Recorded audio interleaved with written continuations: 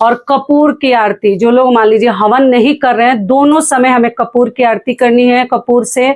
और घंटी आप लोग बजा सकते हैं। ये आप लोगों का प्रश्न जब से यूट्यूब पे आए हैं तब से आप लोगों का एक ही प्रश्न है कि दीदी क्या घंटी शाम को बजाते हैं? बजाते, बिल्कुल बजा सकते हैं। आप लोग क्यों चिंता करते हैं, घंटी बजा सकते हैं शाम को।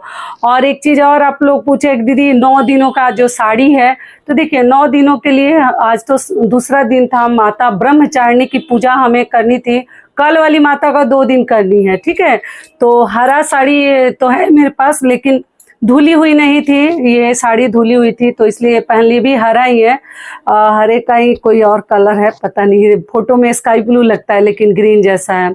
तो आपको बता दूं, सुबह पूजा पाठ अगर कर लिए ना, जिस कलर की साड़ी चाहिए वो रंग पहनकर, कलर पहनकर, तो शाम को आपको चाहे आप लोगों का ये भी प्रश्न है दीदी शाम को क्या हम लोग जैसे स्नान करें या हाथ पैर धोकर, तो आप लोग चाहें तो हाथ पैर धोकर भी पूजा कर सकते हैं और आप लोग चाहें तो स्नान भी कर सकते हैं। और ये साड़ी सुबह में आप लोग उतार कर रख दीजिए, घर का कोई भी ड्रेस पहन लीजिए कंफर्टेबल, और फिर शाम को दिया जलाने के समय आप चाहें तो पहनकर और फिर अपना शाम की आरती कर लीजिए। 9 दिनों के लिए है। तो मेरे पास ग्रीन साड़ी है। तो दोस्तों आपको पता ही है ना, जब वीडियो बनाती हूँ तो क्या होता है कि जैसे कुछ ना कुछ उस पर पानी चाय वगैरह, मतलब वीडियो के दौरान कुछ ना कुछ खा पी लेती हूँ, तो धोई नहीं थी।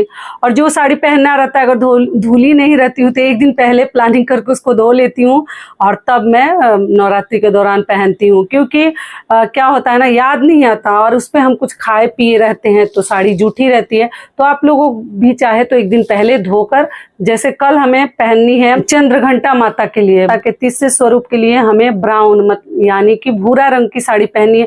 तो भूरे रंग की साड़ी पहनने के लिए आप लोग पहले से प्लानिंग कर लीजिए, धो लीजिए, सुखा लीजिए, उससे मिलता जुलता भी कोई रंग रहेगा तो चलेगा।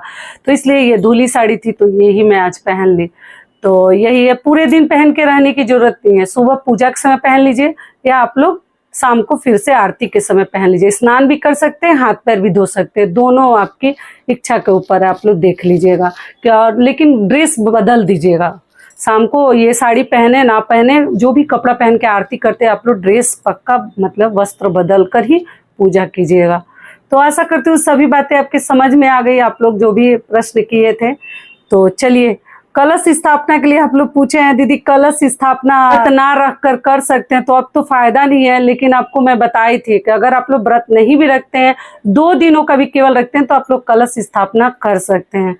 तो आशा करती हूँ आपको सभी बातें समझ में आ गई। तो दोस्तों आज माता के दूसरे स्वरूप की पूजा हो गई और कल की माता का 2 दिन हमें करनी है, ठीक है।